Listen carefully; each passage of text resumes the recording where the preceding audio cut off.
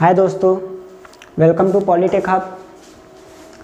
पिछले लेक्चर में हम लोग स्टार्ट किए थे ट्रांजिस्टर बायसिंग। उसमें हम लोग जाने थे AC load line, DC load line.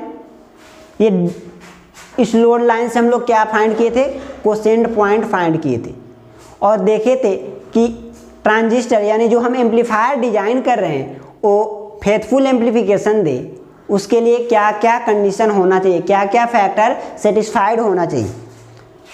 अब हम आगे देखते हैं उससे कुछ और बातें उसी से मिलता जुलता जो हमारे ट्रांजिस्टर को एम्पलीफायर की तरह यूज करने में यानी फेथफुल एम्पलीफिकेशन के लिए ज़रूरी है। यानी उसमें जो परेशानी डालते हैं फेथफुल एम्पलीफिकेशन के लिए क्या क्या जो हमारे पास अनवांटेड चीज़ें आ रही हैं उसको देखना होगा हमको और उसको एलिमिनेट भी करना होगा।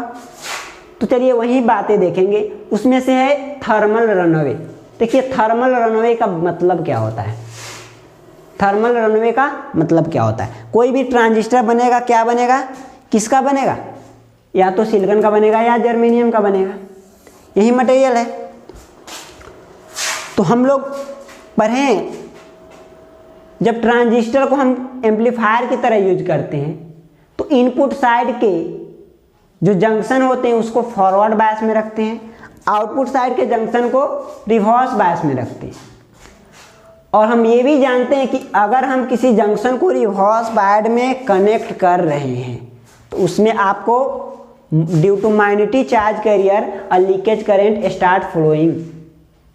तो क्या होगा? उसमें एक लीकेज करेंट फ्लो करेगा। तो यहाँ से बात स्टार्ट होता है इस लीकेज करेंट से थर्मल रनअवे का। लीकेज करेंट से ही स्टार्ट होता है थर्मल रनअवे का। तो देखिए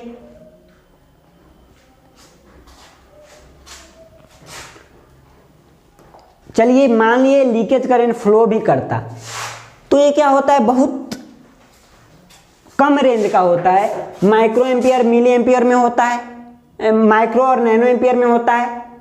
जर्मेनियम में क्या होता है? माइक्रो एम्पियर में, यानी जर्मेनियम में ज़्यादा होता है और सिलिकॉन में कम होता है। सिलिकॉन में होता है आपको माइक्रो एम्पियर में होता है, नैनो एम्पियर में होता है 10⁻⁻⁹ और आपको जर्मेनियम में होता है 10⁻⁻⁶। तो ये ज़्यादा वैल्यू है। इस दोनों में क्या ज़्यादा वैल्यू कौन है? ये वाला ज़्यादा वैल्यू है। देखिए प्रॉब्लम क्या था यहाँ पे। अगर सिलिकॉन की हम कोई बना रहे हैं डायोड, सिलिकॉन का बना रहे हैं ट्रांजिस्टर या डायोड, तो उसमें क्या होता है? रिवर्स बायसिंग में लीकेज करंट फ्लो करता है और सिलिकॉन में जो फ्लो करता है नैनो एम्पियर में फ्लो करता है लीकेज करंट और जर्मेनियम में फ्लो करता है माइक्रो एम्पियर में। ये होता है नैनो 10⁻⁻⁹, ये माइक्रो होता है 10⁻⁻⁶। तो देखिए इस दोनों में ज़्यादा वैल्यू कौन है? तो निगेटिव नंबर में जो कम होता है वो क्या होता है? वो ज़्यादा होता है। तो जर्मेनियम में जो फ्लो कर रहा है लीकेज करंट ज़्यादा फ्लो करता है। जर्मेनियम में जो लीकेज करंट ज़्यादा फ्लो करता है, इसलिए ज़्यादा जो आपको मटेरियल बने हुए दिखाई देंगे वो सिलिकॉन के दिखाई दे। जितने भी एलिमेंट बनाते हैं ज़्यादातर सिलिकॉन के बनाते हैं क्योंकि इसमें जो लीकेज करंट है कम फ्लो करता है। अब चलिए उस लीकेज करंट से दिक्कत क्या था जी? हमको दिक्कत क्या था? लीकेज करंट से फ्लो करता है बहुत कम होता है, क्या हो गया? उससे हमको मतलब क्या है? मतलब वहाँ पे रह जाता है। देखिए कि इतना फ्लो करे तो कोई बात नहीं, इतना फ्लो करे तो कोई बात नहीं, हमको चलेगा। लेकिन धीरे धीरे जैसे जैसे आप लीकेज करंट फ्लो करता है इसमें आपको रेजिस्टेंस लगे होते हैं। उसमें क्या होता है? I² जो लॉस होता है उसके कारण क्या होता है? हीट जनरेट होता है। उसके कारण क्या होता है? हीट जनरेट होता है। और मेन इफेक्ट हीट का ज़्यादातर आपको इस पे दिखता है लीकेज करंट पे। IC0 बोल दिए, जो लीकेज करंट फ्लो कर रहा है कलेक्टर में फ्लो कर रहा है तो IC0, और इसका ज़्यादा इफेक्ट, टेम्परेचर का ज़्यादा इफेक्ट पड़ता है लीकेज करंट पे। आप टेम्परेचर 7 डिग्री सेंटीग्रेड इंक्रीज कर देते हैं, टेम्परेचर को 7% इंक्रीज कर देते हैं, तो ये आपको 7% इंक्रीज कीजिएगा तो क्या हो जाता है, 1 डिग्री टेम्परेचर से इतना इंक्रीज कर जाता है। यानी मतलब क्या है, देखिए यहाँ पे आप क्या करते हैं, टेम्परेचर इंक्रीज हो गया, लीकेज करंट फ्लो कर रहा है, कोई बात नहीं, कोई बात नहीं, ये बहुत कम होता है, मैटर नहीं करता। तब नहीं करता जैसे जैसे टेम्परेचर को बढ़ाते हैं ये लीकेज करंट बढ़ना शुरू हो जाता है। लीकेज करंट डायरेक्टली टेम्परेचर पे डिपेंड करता है। लीकेज करंट जैसे जैसे बढ़ेगा, आप देखिए कैसे बढ़ेगा, टेम्परेचर को आप इंक्रीज करें, टेम्परेचर इंक्रीज कैसे हो रहा है, I² लॉस से इंक्रीज हो रहा है। यानी जितना देर ज़्यादा अगर डिवाइस चलता है उसके अकॉर्डिंगली आपको क्या होता है, टेम्परेचर बढ़ता है, तो इसके अनुसार टेम्परेचर बढ़ेगा। मान लीजिए थोड़ा सा टेम्परेचर इंक्रीज हुआ, मेरा डिवाइस थोड़ा देर चला, टेम्परेचर थोड़ा सा बढ़ा, तो चलिए उसके कूलिंग के लिए भी कुछ लगा देते हैं छोटा मोटा। लेकिन जैसे जैसे टेम्परेचर इंक्रीज करता है, मान लीजिए 1 डिग्री सेंटीग्रेड टेम्परेचर इंक्रीज कर गया, तो 1 डिग्री सेंटीग्रेड टेम्परेचर इंक्रीज करने से पहले IC0 था, ये 7% डायरेक्टली इंक्रीज कर जाता है। 1 डिग्री सेंटीग्रेड से 7% इंक्रीज कर जाता है। यहाँ पे देखिए, अगर आप इंक्रीज करते हैं टेम्परेचर 1 डिग्री सेंटीग्रेड तो ये आपको लीकेज करंट 7% इंक्रीज कर देता है। अगर आप 10 डिग्री सेंटीग्रेड टेम्परेचर को इंक्रीज कर देते हैं तो लीकेज करंट डायरेक्ट डबल हो जाता है। लीकेज करंट आपको क्या हो जाएगा, डबल हो जाएगा। तो आपको इसको समझने के लिए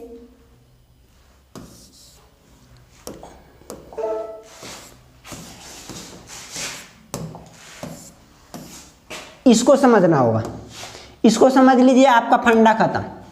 जैसे जैसे टेम्परेचर आप इंक्रीज करेंगे लीकेज करंट IC0 इंक्रीज करता है। ये कैसे इंक्रीज करता है, 1 डिग्री सेंटीग्रेड टेम्परेचर इंक्रीज किए तो ये लीकेज करंट 7% इंक्रीज कर जाता। जैसे ही टेम्परेचर 10 डिग्री सेंटीग्रेड इंक्रीज कर दीजिए तो ये आपका डबल हो जाता है। ये लीकेज करंट पहले जितना था फिर डबल, फिर टेम्परेचर इंक्रीज किया डायरेक्ट डबल, तो ये बहुत तेजी से इंक्रीज करता है। चलिए ये वाला बात फिर अब देखिए, मेरा जो कलेक्टर करंट होता है, पिछले एक्सरसाइज में हम लोग पढ़े हैं, पिछले चैप्टर में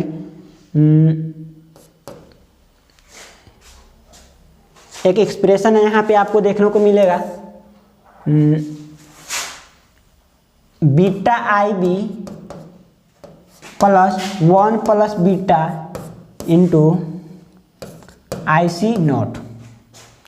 ये एक्सप्रेशन हम लोग पढ़े हुए हैं, कलेक्टर करंट का एक्सप्रेशन जब हम ट्रांजिस्टर पढ़ रहे थे। तो बीटा IB होगा।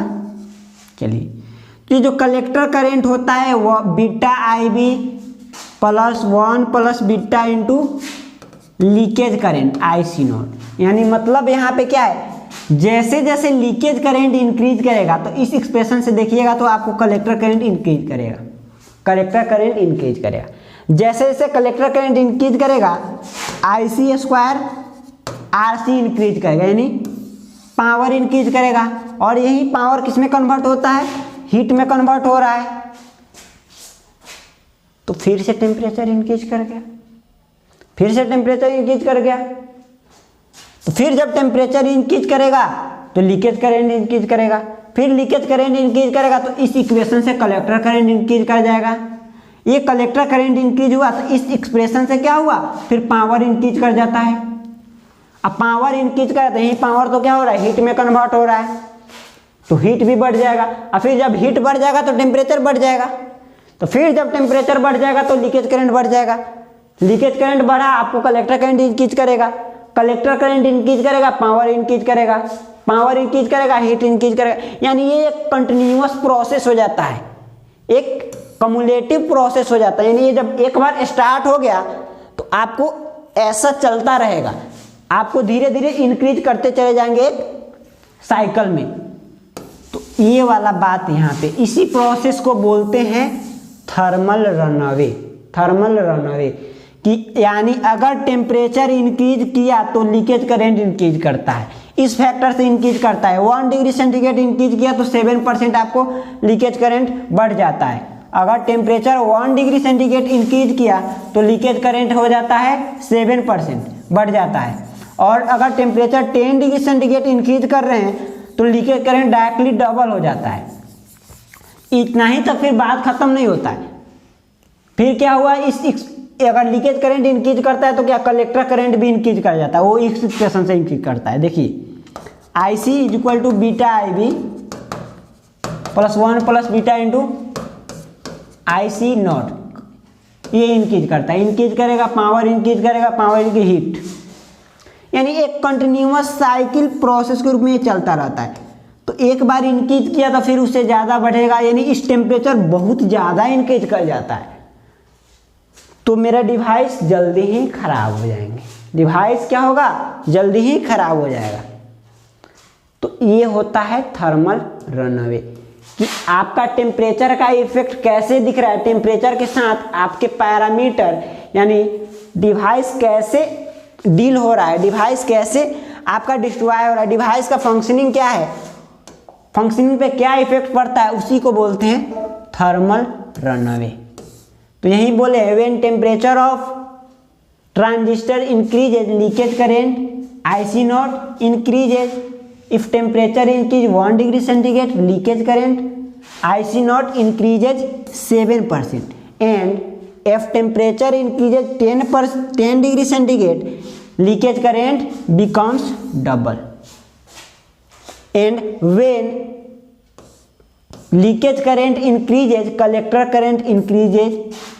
इस इक्वेशन से जब ये इंक्रीज करेगा तो हमको लॉस होगा, कौन सा लॉस होगा, IC स्क्वायर RC, फिर हीट जनरेट होगा क्योंकि ये पूरा लॉस पावर क्या होगा, हीट में कन्वर्ट होता है और हीट से फिर क्या होगा, टेम्परेचर इंक्रीज करे। यानी ये कंटिन्यूअस प्रोसेस से हमारा टेम्परेचर इंक्रीज करता ही चला जाता है डिवाइस का। इसी प्रोसेस को बोलते हैं थर्मल रनअवे। अब हमारा काम क्या है, इस थर्मल रनअवे जो प्रोसेस हो रहा है उसको क्या करना, रिमूव करना। ऐसा होगा तो हमारे तो बहुत ही डिवाइस आपको ज़्यादा यूज करना पड़ेगा, यानी जो डिवाइस आप बना रहे हो बहुत जल्दी ही खराब हो जाएगा, हमारे लिए बहुत ही हानिकारक है।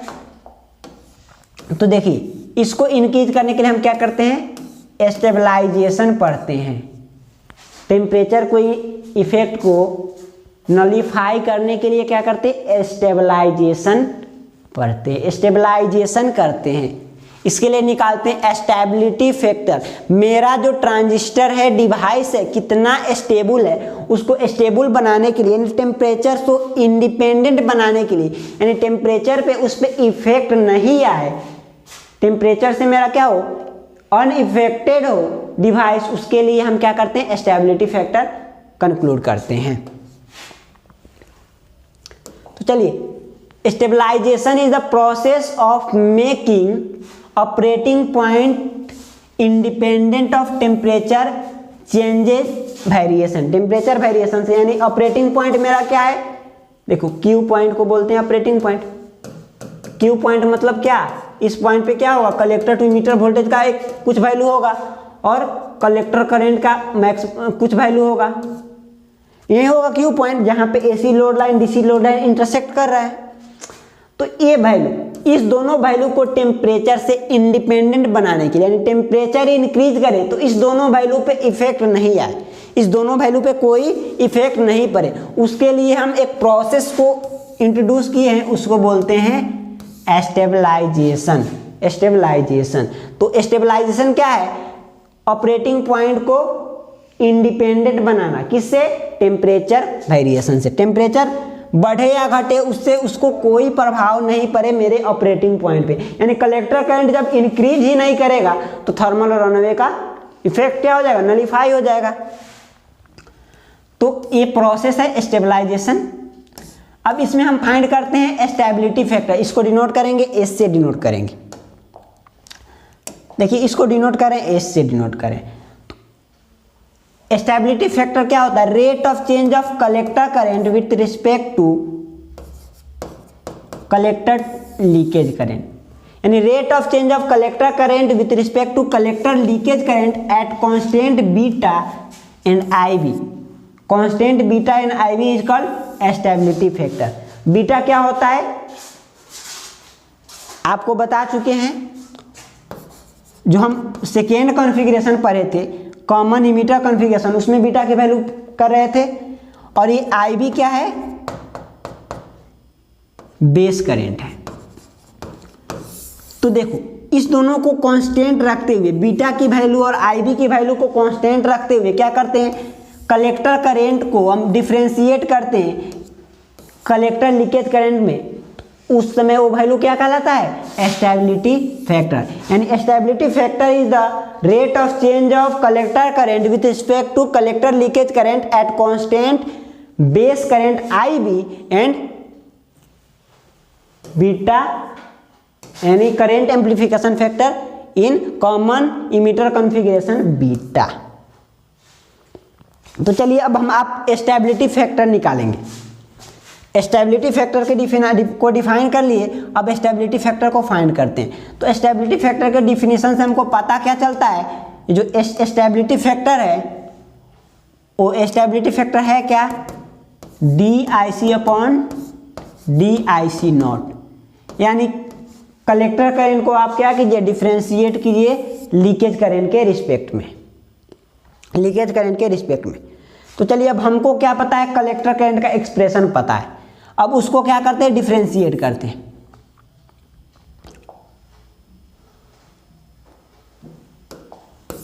तो हमको क्या पता है कलेक्टर करंट का एक्सप्रेशन?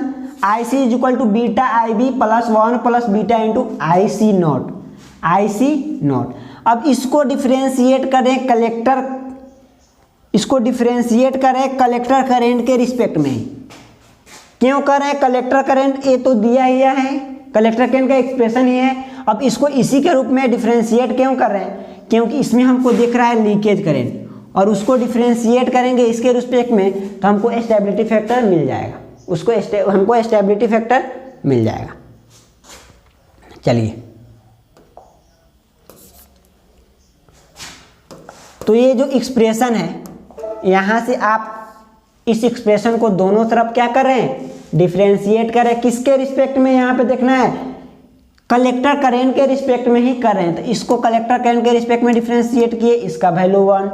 चलिए ये वाला वैल्यू है, इस दोनों को अलग अलग डिफरेंशिएट कर रहे हैं कलेक्टर करंट के रिस्पेक्ट में। तो ये तो बीटा क्या होता है? कांस्टेंट वैल्यू होता है, बीटा आ जाएगा बाहर। ये दोनों को एक बार डिफरेंशिएट के रूप में लिख दिए। यहाँ पे ये वाला वैल्यू को डिफरेंशिएट करें IC के रिस्पेक्ट में। यहाँ पे इस बात को ध्यान में रखना है, डिफिनेशन के अनुसार हम उसको डिफरेंशिएट नहीं कर रहे हैं। यहाँ पे IC के रूप में डिफरेंशिएट कर रहे हैं, इधर भी डिफरेंशिएशन कर दिए, इसे भी डिफरेंशिएशन कर दिए। चलिए इसका डिफरेंशिएशन 1, इसका डिफरेंशिएशन बीटा क्या है? कांस्टेंट है बाहर, तो ये क्या बचेगा? DIB upon IC, DIB upon IC। चलिए 1 प्लस बीटा कांस्टेंट है, इधर क्या होगा? DIC not upon IC, DIC not upon IC। अब बोलिए यहाँ से हम स्टेबिलिटी फैक्टर को क्या बताए थे? DIC अपॉन DIC नॉट को हम बोले थे स्टेबिलिटी फैक्टर, इसको बोले थे क्या? S बोले थे स्टेबिलिटी फैक्टर। अब इसका अपोजिट है DIC नॉट अपॉन DIC, तो इसको भी अपोजिट कर लीजिए ना, ये क्या हो जाएगा? 1/s हो जाएगा।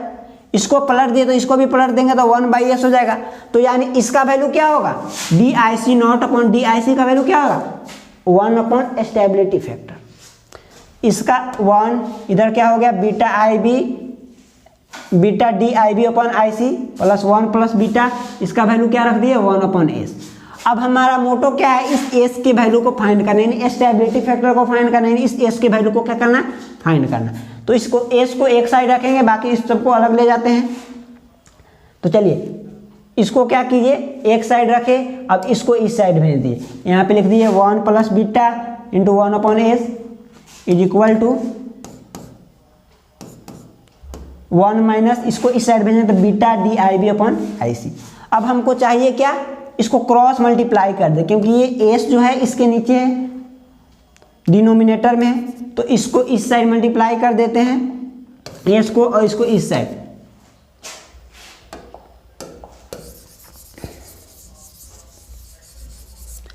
अब वहां से हम एस की वैल्यू फाइंड करेंगे, तो यहाँ पे मल्टीप्लाई किए, 1/बीटा इधर बच गया, 1/बीटा एस को उस साइड कर दिए, तो S 1 minus D beta D I B upon D I C into S, ये वाला value 1 minus beta D I B upon D I C वाला वैल्यू, और इसमें क्या होगा, एस से मल्टीप्लाई हो गया, एस से मल्टीप्लाई कर दिए। अब हमको इस एस का वैल्यू चाहिए, तो इसको इस साइड ला लेते हैं, एस का वैल्यू रख दिए, इसको इधर आके 1 plus beta into 1 minus beta D I B upon D I C. This is the important formula for biasing of the transistor. तो हम लोग जितने भी बायसिंग पढ़ेंगे, बायसिंग के कुछ मेथड पढ़ेंगे, उसमें ये आपको इस्तेमाल होंगे। उसमें स्टेबिलिटी फैक्टर आपको फाइंड करना होगा, कौन सा बायसिंग कितना स्टेबल है, यानी टेम्परेचर पे उसका कितना कम इफेक्ट दिखने को मिलता है, ज़्यादा इफेक्ट दिखने को मिलता है, उसको बताएगा स्टेबिलिटी फैक्टर। और उस स्टेबिलिटी फैक्टर को फाइंड आउट करने के लिए, कंक्लूड करने के लिए आपको क्या करना पड़ेगा, इस इक्वेशन को आपको तो बता चुके हैं कि इसका पूरा डिफिनेशन डेरिवेशन बता चुके, कैसे ए फार्मूला आया। मेरा जनरल फार्मूला क्या है स्टेबिलिटी फैक्टर का, D I C upon D I C nought. अब हम क्या किए, इसको और मॉडिफाई करके यहाँ पे स्टेबिलिटी फैक्टर की एक और फार्मूला को लाए, तो ये आया 1 plus beta by 1 minus beta D I B upon D I C. This is the very crucial formula for the stability factor. तो आपको डायरेक्टली कंपटीशन एग्जाम में भी पूछता है कि स्टेबिलिटी फैक्टर का फार्मूला है, तो डायरेक्ट एक तो फार्मूला ही पूछ देगा, डायरेक्ट ये एक्सप्रेशन ही पूछ देगा कि स्टेबिलिटी फैक्टर का एक्सप्रेशन क्या होगा, और आपको इसका आइडियल वैल्यू पूछता है। तो हमको स्टेबिलिटी फैक्टर कम रखना चाहिए, stability factor must be minimum as much as possible. Stability factor को मिनिमम रखना चाहिए हमको। हम अगर जो डिवाइस डिजाइन कर रहे हैं उस डिवाइस में स्टेबिलिटी फैक्टर यानी D I C upon D I C nought की वैल्यू को बहुत ही कम रखना पड़ेगा, यानी इसके रेट और चेंज क्या हो, बहुत कम हो, इसमें चेंज होने से इसमें चेंज जो है वो बहुत कम चेंज हो, तभी क्या होगा, ये मेरा जो डिवाइस होगा ज़्यादा स्टेबल होगा, ज़्यादा उस पर टेम्परेचर का इफेक्ट नहीं पड़ेगा। कम क्यों रख रहे हैं, यहाँ से देखिए, इसका जनरल एक्सप्रेशन से देखिए, कम, इसके वैल्यू को मिनिमम रख रहे हैं, मैक्सिमम क्यों नहीं रख रहे हैं। तो हम क्या चाहेंगे, कलेक्टर करेंट पे, कलेक्टर लीकेज करेंट का इफेक्ट बहुत ही कम पड़े, बहुत ही कम पड़े, मतलब क्या, इसी को बोल रहे हैं स्टेबिलिटी फैक्टर। तो ये कम हो मतलब स्टेबिलिटी फैक्टर कम हो, यानी इस कलेक्टर करेंट पे, इस लीकेज करेंट का बहुत ही कम इफेक्ट देखने को मिले। तो ये कम होगा कब, जब ये कम, मतलब ये स्टेबिलिटी फैक्टर कम, इसलिए इसकी वैल्यू को कम। आइडियली ये वैल्यू 1 लिया जाता है। This is the very important for objective question. चलिए ऑब्जेक्टिव क्वेश्चन के लिए आइडियली 1 रखते हैं स्टेबिलिटी फैक्टर को, लेकिन जनरली 1 ये अलग अलग के लिए अलग अलग आपको क्वेश्चन, अगर क्वेश्चन दिया रहेगा उसमें आपको स्टेबिलिटी फैक्टर का वैल्यू दिया रहता है, या अलग अलग जो हम बायसिंग के मेथड पढ़ते हैं उसमें स्टेबिलिटी फैक्टर भी अलग अलग आएंगे आपको। यानी जो आप बायसिंग डिजाइन कर रहे हैं, उसके मेथड को बना रहे हैं, उसमें कौन सा बायसिंग ज़्यादा स्टेबल है, यानी टेम्परेचर पे किसका ज़्यादा इफेक्ट नहीं देखने को मिलता है, वो आपको बताएगा कौन, ये स्टेबिलिटी फैक्टर बताएगा जी। स्टेबिलिटी फैक्टर कम मतलब टेम्परेचर वेरिएशन से क्या होगा, उसके जितने भी पैरामीटर है उस पर कम इफेक्ट देखने को मिल रहे हैं। स्टेबिलिटी फैक्टर ज़्यादा मतलब क्या, आपके दिमाग में तुरंत आना चाहिए स्टेबिलिटी फैक्टर ज़्यादा है, हाँ थर्मल रनअवे हो सकता है ज़्यादा, थर्मल रनअवे क्या हो सकता है, ज़्यादा हो सकता है। क्यों, क्योंकि स्टेबिलिटी फैक्टर ज़्यादा का मतलब क्या है, आपके कलेक्टर करंट में जो इफेक्ट देखने को मिल रहा है लीकेज करंट से वो ज़्यादा मिल रहा है। तो ये है स्टेबिलिटी फैक्टर। तो यहाँ तक हम ट्रांजिस्टर के बायसिंग पढ़ने से पहले आपके बेसिक को पूरे बिल्डअप कर चुके हैं। बेसिक में देखिए हम क्या पढ़ चुके हैं, आपको बताया पहले लोड लाइन, लोड लाइन के जानने से पहले क्या बताया, saturation point, cut off point, collector current लिया, कलेक्टर करंट का मैक्सिमम वैल्यू लिया, वो किस पे मिलता है हमको, सैचुरेशन पॉइंट पे मिलता है। कलेक्टर टू इमीटर वोल्टेज का maximum value cut off point में मिलता है। इस दोनों लाइन को ज्वाइन कर रहे हैं, ये क्या है, लोड लाइन है। अब क्या किया, अगर हम डिवाइस पे डीसी सिग्नल दे रहे हैं तो डीसी लोड लाइन फॉर्म होगा। डीसी लोड लाइन के लिए हमको क्या करना पड़ेगा, कलेक्टर करंट का maximum value VCC/RC, collector to emitter voltage का मैक्सिमम वैल्यू क्या, VCC के बराबर। इसका क्या स्लोप देखे तो 1/RC। इतना बातें याद रखना है। एसी लोड लाइन याद करना है तो क्या होगा, आपको एसी सप्लाई देना पड़ेगा, आपको इनपुट पे एसी सप्लाई देना पड़ेगा। तो एसी सप्लाई दीजिएगा तो एसी लोड लाइन फॉर्म होगा। एसी लोड लाइन में आपको क्या होगा, एक डीसी वैल्यू होगा, एक एसी वैल्यू होगा। तो जो मैक्सिमम वैल्यू फाइंड कीजिएगा, डीसी वैल्यू का मैक्सिमम वैल्यू और एसी वैल्यू का मैक्सिमम वैल्यू, दोनों को सम करके आप निकालिएगा कलेक्टर करंट का मैक्सिमम वैल्यू और कलेक्टर टू इमीटर वोल्टेज का मैक्सिमम वैल्यू। और इसमें आपको स्लोप देखने को मिलता है 1/A माइनस में वैल्यू होगा, ये माइनस में वैल्यू होगा। ये वाला डीसी लोड लाइन क्या होगा, इसका स्लोप माइनस में होता है, -1/RC। एसी लोड लाइन का स्लोप होगा 1/RC और स्मॉल RC का है, ये है RL पैरेलल RC। अब आपको बताया कि हमको चाहिए क्या, फेथफुल एम्पलीफिकेशन चाहिए। हमका मेन मोटो क्या है, ट्रांजिस्टर को डिजाइन करने का मेरा मेन मकसद ही था कि एम्पलीफायर की तरह इसको यूज करना है। तो एम्पलीफायर की तरह यूज करना था तो क्या चाहिए हमको, फेथफुल एम्पलीफिकेशन चाहिए। तो उसके लिए कुछ कंडीशन देखें, proper zero signal collector current flow करना चाहिए, बेस टू इमीटर वोल्टेज क्या होना चाहिए, एक वैल्यू से कम नहीं गिरना चाहिए, कलेक्टर टू इमीटर वोल्टेज एक फिक्स वैल्यू से कम नहीं होना चाहिए, कलेक्टर करंट एक फिक्स वैल्यू से कम नहीं होना चाहिए। तो ये सारे पार्ट देखिए। उसके बाद देखिए थर्मल रनअवे, जो मेरा मेन डिसएडवांटेज था इसका, तो उसको रिमूव करने के लिए क्या देखा, स्टेबलाइजेशन। स्टेबलाइजेशन मतलब क्या, हम अपने जितने भी क्यू पॉइंट है, क्यू पॉइंट के पैरामीटर को, यानी ट्रांजिस्टर के पैरामीटर को इंडिपेंडेंट बना रहे हैं टेम्परेचर वेरिएशन से। यानी टेम्परेचर का उस पर बहुत ही कम दिखे या न के बराबर दिखे, तो उसके लिए डिफाइन किया स्टेबिलिटी फैक्टर। तो स्टेबिलिटी फैक्टर क्या देखा, कलेक्टर करेंट का rate change collector leakage current के रिस्पेक्ट में, उसको बोला स्टेबिलिटी फैक्टर। उसके लिए एक फॉर्मूला भी डिराइव किया कि स्टेबिलिटी फैक्टर क्या है, 1+β/1 - β × dIB/dIC। तो ये वाला बहुत ही इंपॉर्टेंट फार्मूला है, इसको आपको याद रखना है। जितने भी आपको मेथड पढ़ाएंगे उसमें इस फार्मूले का इस्तेमाल होगा। और इस चैप्टर में एक और बात याद रखना है कि आपको KVL अप्लाई करना आना चाहिए, लूप में KVL अप्लाई करने आना चाहिए, इनपुट सर्किट और आउटपुट सर्किट को पहचानने आना चाहिए। आप जो एम्पलीफायर डिजाइन करें उस सर्किट में आपको इनपुट सर्किट और आउटपुट, इनपुट साइड और आउटपुट साइड क्लियर होना चाहिए। तो इनपुट साइड से मतलब क्या था, जिधर आप सिग्नल अप्लाई कर रहे हैं इनपुट साइड, आउटपुट साइड आपको उठाना है डायरेक्ट ऊपर से, कलेक्टर से उठाना है, इमीटर तक नीचे चलाना है, वो होगा आउटपुट साइड। उसमें आपको KVL लगाने आना चाहिए। आपको KVL लगाने नहीं आता तो ये चैप्टर आपका सबसे बेकार जाने वाला है। आपको अगर KVL अप्लाई नहीं करने आता है तो ये चैप्टर आपको सबसे बेकार जाने वाला है, क्योंकि इसमें क्या है, न्यूमेरिकल पार्ट जितने भी है न्यूमेरिकल पार्ट है। थोड़ा ये न्यूमेरिकल, ये अभी तक जितने भी हम लोग पढ़े थे बेसिक इलेक्ट्रॉनिक्स में, उसमें न्यूमेरिकल पार्ट बहुत ही कम देखने को मिले थे हमको। इसमें क्या होगा, न्यूमेरिकल ही ज़्यादा होगा। इसमें जो थ्योरी भी होगा तो क्या होगा, न्यूमेरिकल टाइप के ही होंगे। तो स्टेबिलिटी फैक्टर के लिए आइडियल वैल्यू 1 रखना है आपको।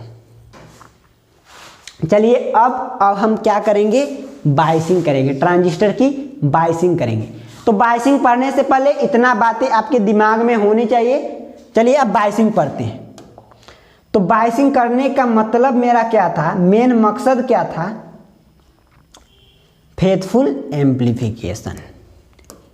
क्या था, ट्रांजिस्टर यानी जो एम्पलीफायर डिजाइन कर रहे हैं वो क्या होना चाहिए, सिग्नल को फेथफुली एम्पलीफाई करना चाहिए।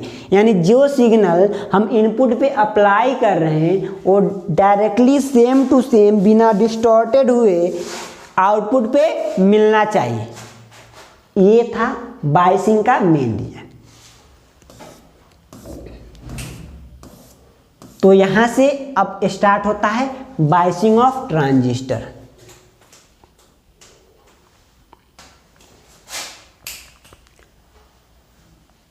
तो हमको करना है बायसिंग ऑफ ट्रांजिस्टर। तो आज यहीं पे रहने देते हैं, अगले नेक्स्ट लेक्चर में हम लोग ट्रांजिस्टर के बायसिंग पढ़ेंगे, बायसिंग के कुछ मेथड पढ़ेंगे और सब मेथड को हम बारी बारी से पढ़ेंगे। तो ये मेरा जो चैप्टर है फिनिश हो जाएगा। चलिए मिलते हैं नेक्स्ट लेक्चर में।